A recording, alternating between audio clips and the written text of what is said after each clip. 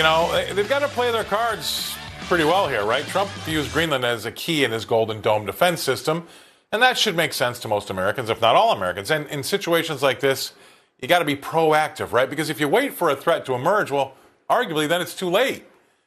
So what are the opportunities here? When does one weigh into the market looking for good quality stocks that sell off too hard too fast? My next guest tells us that the scared money doesn't really ever make money, and I'm sure he would agree with me when I say that this too shall pass, right? But we've got some road between now and then, and if today is any clue, it's probably going to be a little bit of a bumpy one. We're looking for clues for any good opportunities. We want to take control and not be reactionary.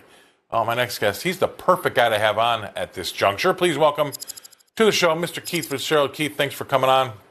I happened to catch you on a lot of the other business networks over the weekend, and actually, over the weekend, and you had some great things to say about what we're going through right now. We just talked off air, but I said to you, like I said in the monologue, you know what? This too shall pass. What say you? Well, 100%. This is the part of investing that's really tough for many people because they're not used to the hijinks and the shenanigans. But there has not been a single instance in recorded market history that I'm aware of where the bulls ever failed to triumph. So you flip that around, and the thing to think about today is that it's the running of the bears. But if you're a bull, this is exactly the kind of moment, a point of maximum pessimism, where you do want to wade in. So it's times like this I get reminded about what my father would tell me, or I knew some really old traders at the New York Stock Exchange when I was just getting started in the late 80s, right after the crash of 87 and the mini crash of 88, if you remember those two. I'm sure you do. Yep. But, one of them said to me, he says, Shelley, if you bet on the sun exploding and you actually are right, what do you win? So I think that's a great way to look at this, because if you're going to bet on annihilation, then it doesn't really matter. So you have to bet on things getting better at some point in time, and that's what people lose sight of, I think. Well, they do. And, and emotions run high, fear runs high. All of these things, come into the mix, right? The person you got to get under control is the person looking at you in the mirror. It's not outrageous geopolitics. It's not, is this person selling? Is this person buying? Who's right? Who's wrong? Forget about all that. What you want to focus on about is being profitable. In moments like the present is where you make your money. If you stick to the world's great companies, you stick to the world's great profits. And I'll give you a great example. Something like 67 to 72% of all global AI spending runs through the top 10 American big tech companies. So even though the headlines are screaming today about what's going on in Greenland, about what's going on in Davos, about what's going on in the United States, and everybody's saying, oh, everybody's shedding American assets, you really don't think they're going to come back? I mean, really, with that kind of spending? I haven't seen a viable competitor in Europe yet. I haven't seen one in South America. I haven't seen one in the Middle East. But we're going to see them out of China. We're going to see them one day out of the Middle East. And they're putting those foundation stones in now. So, ergo, if you want a piece of it, now's the time where you pick up the stuff that's on sale. Right. And so are you looking at anything? You said you were buying a while when we're on break. Anything in particular that you're focusing on today that might be of interest to the viewers?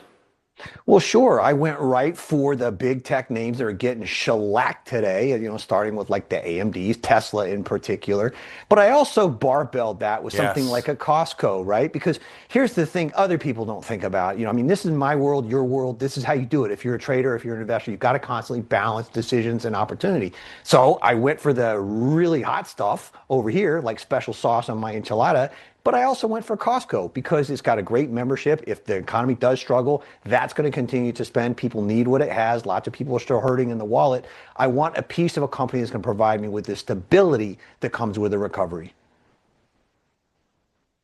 And, if you ever have any doubt, I said this at the top of the second block that we just had.